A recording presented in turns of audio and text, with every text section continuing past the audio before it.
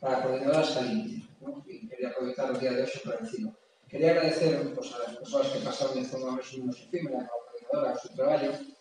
pero xa referme nominalmente pues, a todas aquelas e aqueles que estuvo durante todo este tempo facendo que xornadas e traballo como o de hoxe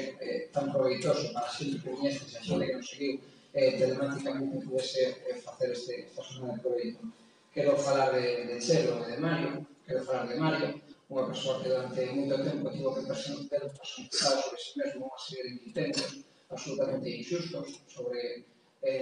a composición e o traballo desta coordinadora durante todo este tempo. Por tanto, quero facer un reconocimiento expreso deste compañeiro que traballou realmente a organización. Quero facer un reconocimiento tamén de Alfonso, que hasta o último minuto, incluso en vésperas da paternidade, estuvo aí poniendo todo o seu lado para que se pudese desenvolver o proceso que a nivel técnico tamén deu lugar ao desenvolvemento electoral, a Xurxo Tiñénez polo seu activismo incansable, a Victoria Esteban pola labor